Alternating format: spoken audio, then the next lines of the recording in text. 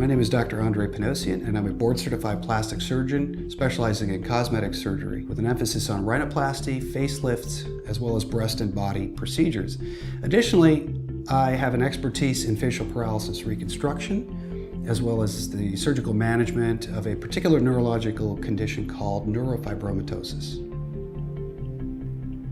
My personal approach to plastic surgery is extremely patient-centered, meaning that I take the patient's personal goals and I combine those with the options that are possible to achieve those goals and use them at every step of the decision-making process. I find that information is the key to having a happy patient. It's important for patients to understand all of the elements involved, not just the final result, but also things such as realistic expectations. There are recovery times, risks involved, and other nuances. These things must be understood before we jump into any type of surgical procedure. It's not unusual to have the first consultation last 1 hour or more. The first reason is that I'd like to get to know my patients. I want to know what drives them, what goals they seek for themselves. Also, I want them to know what is achievable through plastic surgery.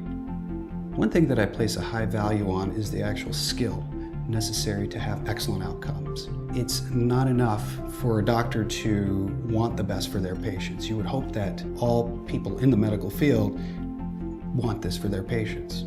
However, the knowledge and skill set that is necessary and the mastery of that skill set is incredibly important to controlling the final outcome. One of my favorite procedures to perform is something called the lengthening temporalis myoplasty. It's a fancy term that's used to describe a procedure for reanimating someone's smile after facial paralysis.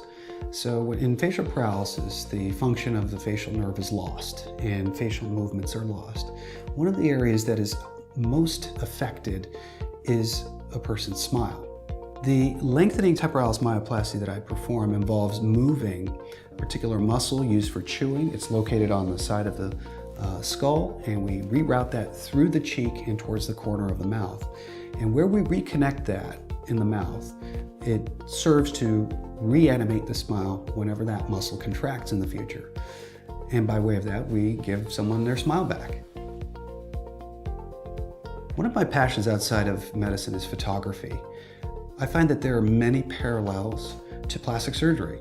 There are several factors that are necessary technically to have in order to take a great photo, including things like f-stop and shutter speed and lighting. But in a word, it's the composition of the photo that I find makes for a really moving picture.